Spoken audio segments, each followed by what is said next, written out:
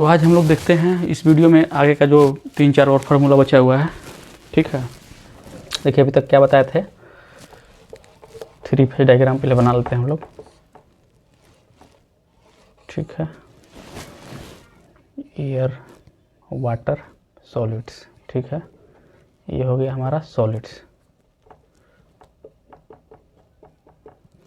इसको ले लेते हैं वाटर, और ये हो गया एयर। ठीक है, एयर, वाटर। ठीक है, इधर वॉल्यूम होगा, volume of air, volume of water, और ये हो जाएगा वॉल्यूम ऑफ सॉलिड्स। ठीक है, volume of air plus volume of water मिला के हम लोग वॉल्यूम ऑफ वॉइड्स बोलते हैं, और इसको बोल देंगे टोटल वॉल्यूम। ठीक है, टोटल वॉल्यूम। इधर चलेंगे तो इसको यहाँ से यहाँ तक वेट ऑफ वाटर, क्योंकि एयर का वेट तो कुछ होता नहीं है, और इसको वेट ऑफ सॉलिड्स। अब चलिए यहीं से चलते हैं हम लोग। पहला होता है water content. Water content W से डिनोट करते हैं। तो वाटर कंटेंट क्या होता है? Weight of water by weight of solids. Weight of water by weight of solid. इसको परसेंटेज में लिखा जाता है कि 5% है कि 10% है, इसलिए इसको 100 से मल्टीप्लाई करते हैं। दूसरा चलिए देख लेते हैं हम लोग। दूसरा वॉइड्स रेशियो। तो वॉइड्स रेशियो को डिनोट करते हैं, इसको लिख लेते हैं पहले water content. Water content, content. ठीक है, वॉइड रेशियो। वॉइड, ये बेसिक है सॉइल मैकेनिक्स के बिना वॉइड रेशियो और पोरोसिटी के बिना कुछ निकल ही नहीं सकता। वॉइड रेशियो, इसको ई से डिनोट करते हैं। तो यहाँ से आप अगर ऐसे बना के समझिएगा तो हमेशा याद रख सकते हैं वॉइड रेशियो का मतलब क्या होता है। तो volume of void by volume of solids, यहाँ से लिख सकते हैं direct, volume of void by volume of solids. ठीक है, इसी तरह से पोरोसिटी लिखेंगे। पोरोसिटी, पोरोसिटी को एन से डिनोट किया जाता है। इसको हम लोग लिखते हैं, जैसे volume of void by volume of solid है, इसको लिखते हैं volume of void by total volume. Volume of void by total volume. और इन दोनों में रिलेशन क्या होता है? तो अगर एन इक्वल टू लिखेंगे तो ई बाई 1 प्लस ई, ऐसे लिख सकते हैं, ये तो याद करना जरूरी है। और अगर ई इक्वल टू लिखेंगे तो एन बाई 1 माइनस एन, ये होता है। ठीक है, ये याद करना जरूरी है। पोरोसिटी हो गया। अब हो जाता है degree of saturation. Degree of saturation, इतना याद करने के बाद, ये सब याद करने के बाद न्यूमेरिकल आसानी से बना सकते हैं। डिग्री ऑफ सेचुरेशन क्या होता है?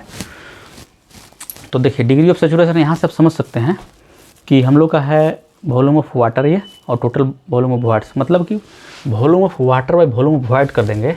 देखिए volume of water by volume of void कर देंगे तो उसको बोलते हैं डिग्री ऑफ सेचुरेशन। इसको एस से डिनोट किया जाता है। अब समझिए, यहाँ पे समझने का ये चीज़ है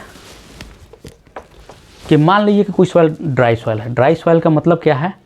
मतलब कि पानी जीरो। तो पानी जीरो में क्या हो जाएगा? Volume of water zero. अगर हम यहाँ लिखें हैं for dry soil, for dry soil, objective में यहीं से आ सकता है, डायरेक्ट क्वेश्चन आता है। देखिए ड्राई सॉइल के लिए क्या हो जाएगा? For dry soil volume of water equal to zero, क्योंकि ड्राई सॉइल में पानी रहेगा नहीं।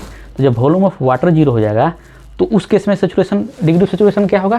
तो उस केस में degree of saturation equal volume of water zero है, पूरा का पूरा एयर ही रहेगा उस केस में। तो यहाँ वॉल्यूम ऑफ वॉइड, इसका मतलब degree of saturation equal to zero. अब डिग्री ऑफ सेचुरेशन 1 कब होगा? दूसरा केस, एक तो ये हो गया। अब देखिए, अगर डिग्री ऑफ सेचुरेशन 1 कहने का मतलब कि सेचुरेटेड सॉइल है। सेचुरेटेड सॉइल का मतलब कि वहाँ पे एयर रहेगा ही नहीं। तो जब एयर नहीं रहेगा तो पूरा का पूरा ये पोर्शन मेरा वाटर हो जाएगा। तो वाटर उस केस में क्या होगा? तो वॉल्यूम ऑफ वाटर और वॉल्यूम ऑफ वॉइड्स बराबर हो जाएंगे।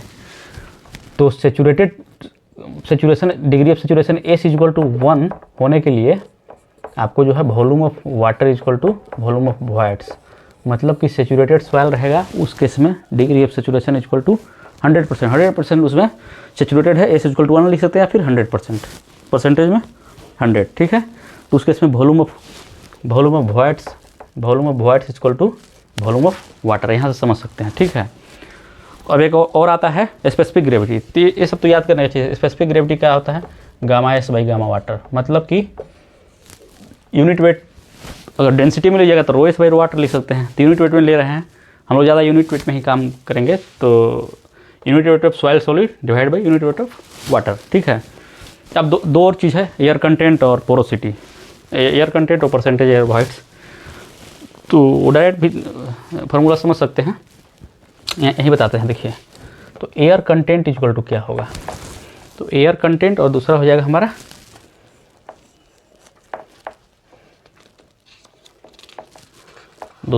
हो जाएगा पोरोसिटी, परसेंटेज एयर वॉइड्स। ठीक है, एयर कंटेंट आप वहाँ से समझ सकते हैं कि एयर कंटेंट इक्वल टू, हम लोग देख सकते हैं एयर कंटेंट, यहाँ से आप समझिए कि ये हमको निकालना है। ठीक है, तो volume of air by volume of voids अगर हम लोग कर देंगे तो क्या निकल जाएगा, volume of air by volume of voids अगर कर देंगे तो एयर कंटेंट, ये तो याद रखने का चीज़ है। एक होता है परसेंटेज एयर वॉइड्स, उसको डिनोट करते हैं हम लोग एन एस से। तो परसेंटेज एयर वॉइड्स में कुछ नहीं करना है, सिर्फ यही वॉल्यूम ऑफ एयर बाय यहाँ पे वॉल्यूम ऑफ वॉइड्स की जगह पे टोटल वॉल्यूम, ये हो जाएगा परसेंटेज एयर वॉइड्स। ठीक है, इसको एन ए। अब एयर कंटेंट को आप यहाँ से और जो करना है कुछ निकाल सकते हैं। देखिए यहाँ से कैसे निकलेगा, ये है volume of air by volume of voids. Volume of void क्या लिख सकते हैं हम लोग, वॉल्यूम ऑफ एयर प्लस, देखिए हम जानते हैं कि volume of void equal to क्या होता है, volume of air plus volume of water. ठीक है, तो हम लोग इसकी जगह पे पुट करेंगे तो एयर कंटेंट क्या निकलता है, यहाँ देखिए ये तो निकालने का चीज़ है, एक फार्मूला से कितना निकल जाएगा। देखिए यहाँ पे ए सी इक्वल टू क्या लिख सकते हैं, A C equal to volume of air,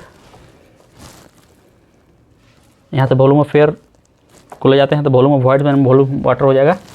तो वॉल्यूम ऑफ एयर की जगह पर लिख रहे हैं volume of voids minus volume of water और divided by volume of voids. ठीक है, ये लिख सकते हैं, देख लीजिए यहाँ से इसको लिखेंगे ना ऐसे, volume of air is equal to volume of void minus volume of water होगा। ठीक है, अब लिख सकते हैं इसको air content is equal to, इसको डिवाइड करेंगे तो 1 minus volume of water by volume of void. ठीक है, अब देखिए एक फॉर्मूला भी हो गया। अब volume of water is by volume of void क्या होता है, इसमें देखिए volume of water by volume of void equal two degree of saturation S. इसको हम लोग एयर कंटेंट को लिख सकते हैं 1 माइनस एस, मतलब कि एक फार्मूला बस याद रहे तो उससे कितना फार्मूला निकल सकता है। डायरेक्ट एग्जाम में भी आता है कि मान लीजिए डिग्री ऑफ सैचुरेशन 100, किसी का 50% है तो एयर कंटेंट कितना होगा, तो 50% 1 माइनस 0.5 कर देंगे, 0.5 वो भी एयर कंटेंट भी 50% हो जाएगा। ठीक है, तो ये ऑलमोस्ट लगभग ये हो गया है। उसके बाद जो है हम लोग अगले वीडियो से न्यूमेरिकल बताएंगे, बड़ा बड़ा न्यूमेरिकल बनाएंगे। Okay, thank you.